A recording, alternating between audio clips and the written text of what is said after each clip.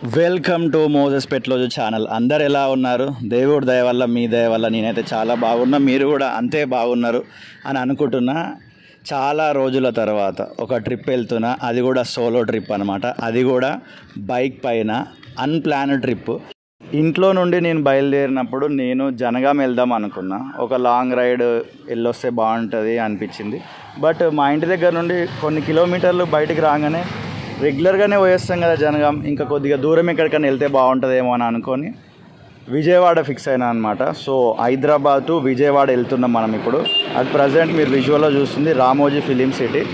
ఏ బండి పైన వెళ్తున్నా అంటే స్పెండర్ ప్లస్, మీరు విజువల్లో ఇందాక మీకు కనబడ్డది కదా హీరో స్పెండర్ ప్లస్ బండి మీద హైదరాబాద్ టు విజయవాడ వెళ్తున్నాం. అండ్ మా ఇంటి దగ్గర నుండి విజయవాడ 275 కిలోమీటర్స్ ఉంది. చాలా రోజుల తర్వాత ఒక ట్రావెల్ వ్లాగ్ అయితే నేను మన ఛానల్లో రిలీజ్ చేస్తున్నా. I hope every one will like this. Present మనం చిట్యాల దగ్గరలో ఆగినాము. అండ్ ఎందుకొరకు ఆగినాం అనేది చెప్తా వినండి. ఎస్, ఈ లొకేషన్ నాకు చాలా బాగా అనిపించింది. ఈ చెరువు ఒక 2-3 కిలోమీటర్స్ వెళ్తే చిట్యాల వస్తుంది అనమాట. వావ్ అనిపించి ఇక్కడ ఆగిన కొద్దిసేపు. ఎగ్జాక్ట్లీ 70 కిలోమీటర్లు అయ్యింది నేను ట్రావెల్ స్టార్ట్ చేసి మా ఇంటి దగ్గర నుండి. సో మరీ కంటిన్యూస్గా కొట్టడం కూడా కరెక్ట్ కాదు, మనం ఏం రైడర్లం కూడా కాదు కాబట్టి ఇక్కడ ఆగినాము. ఇక్కడ కొద్దిసేపు ఆగి ఇక్కడ నుంచి మళ్ళీ మూవ్ అవుతా. వేడి గాలి అయితే మామూలుగా రావట్లేదు అనమాట. అసలు ఎండకు బండి మీద నడుపుతుంటే గాలి నెక్స్ట్ లెవెల్లో ఉంది.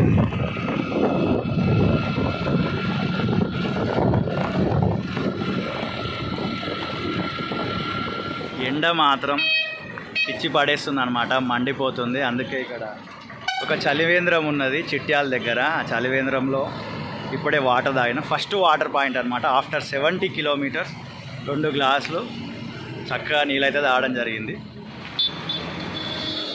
ఈ చలివేంద్రాన్ని ఏర్పాటు చేసిన మీకు thank you so much. I hope మీరు ఈ వీడియో చూస్తారని అనుకుంటున్నా. అండ్ ఇలాంటి మంచి సేవా కార్యక్రమం చేపట్టినందుకు రియల్లీ థ్యాంక్స్ అలాట్.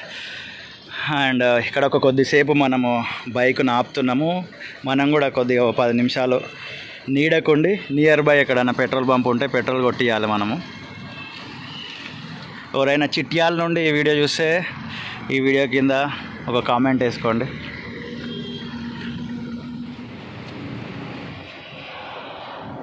₹152 మనం ఇప్పుడు పెట్రోల్ కొట్టిస్తున్నాం అనమాట. ఫస్ట్ ఇంటి దగ్గర వెళ్ళినప్పుడేమో 150 పెట్రోల్ కొట్టించిన, అది 0.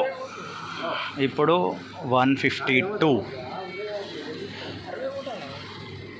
అంకుల్ ఇది ఏ ఊరు? చిట్యాలనేనా? ఓకే, చిట్యాల దాటినాం. ఇక చిట్యాల ఎండింగ్లో ఉన్నాం అన్నమాట మనం.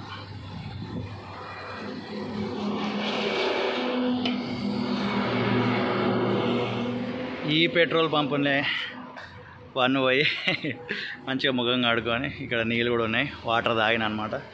ఒక 5-10 మినిట్స్ రిలాక్స్ అయిపోయి ఇక్కడ నుంచి మళ్ళీ స్టార్ట్ అవుతా. అండ్ చాలామందికి తెలుసు పెట్రోల్ పంపులో మీరు 1 పోవచ్చు, 2 పోవచ్చు.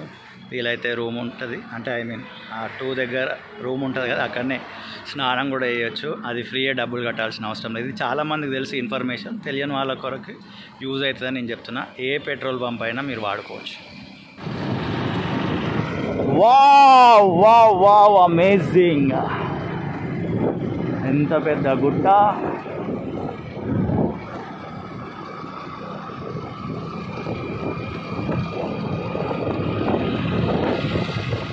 ఒక ఫోటో, ఒక షార్ట్ వీడియో తీసుకుందామని ఆగిన అనమాట. ఎందుకంటే అక్కడ ఎన్ని కిలోమీటర్లు ఉంది అని రాసి ఉందన్నమాట. విజయవాడ ఇంకా 176 కిలోమీటర్లు ఉంది. మనకు యాక్షన్ కెమెరా లేదు, మనకున్నది ఓన్లీ మొబైలే. కాబట్టి రోడ్డు అంటే మోటో వ్లాగ్ టైప్గా ఈ వ్లాగ్స్ అయితే ఉండవు అనమాట. నార్మల్ వ్లాగింగ్ ఛానల్స్ ఉంటాయి కదా, ఆ రకంగానే ఉంటుంది. అండ్ వెళ్ళేది మనం బండి మీదనే అయినా ఇలా ఇప్పుడు ఏ విజువల్ అయితే వస్తుందో అట్లా కంప్లీట్గా ఫుల్ విజువల్ అట్లా ఉండవు.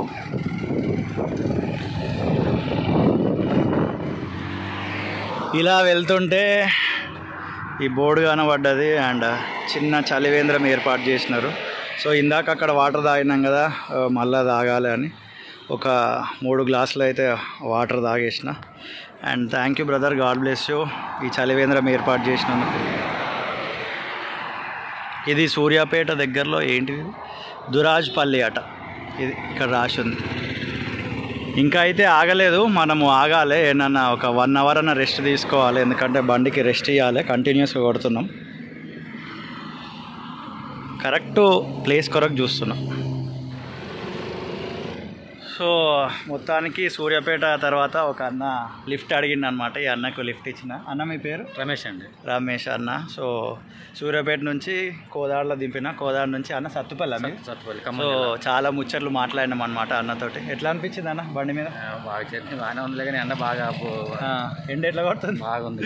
సో అన్న బాధపడుతుంది, ఇంత ఎండలు ఎట్లా పోతున్నావు అబ్బా విజయవాడ కానీ. ఇక మనకి అలవాటు అంటే రోజు ఏం పోము కానీ అప్పుడప్పుడు వెళ్తుంటాం. సో థ్యాంక్ యూ అన్న.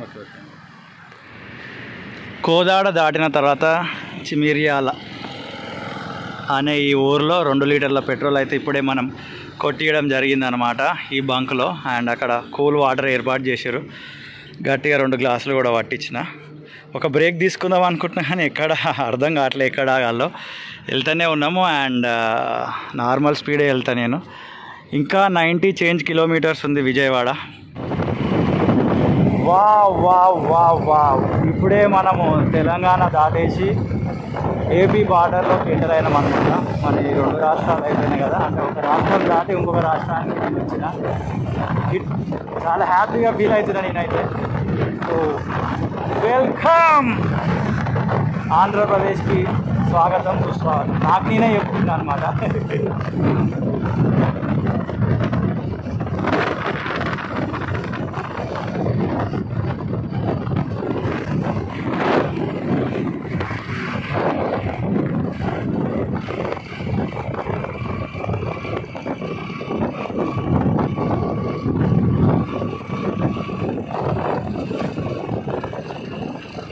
నందిగామ 33, విజయవాడ 88.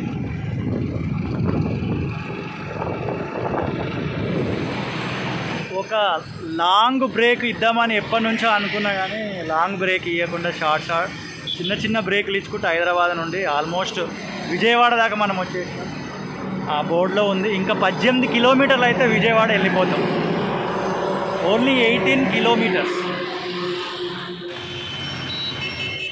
దేవుడు దయ వల్ల మొత్తానికి మనం విజయవాడకు వచ్చేసినాం.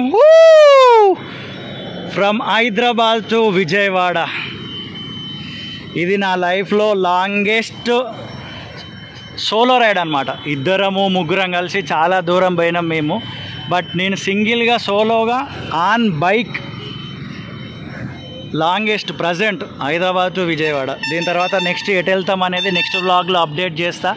ప్రజెంట్ అయితే మనము విజయవాడలో నైట్ ఉండి ఇక్కడ కొన్ని ప్లేసెస్ చూసి ఆ తర్వాత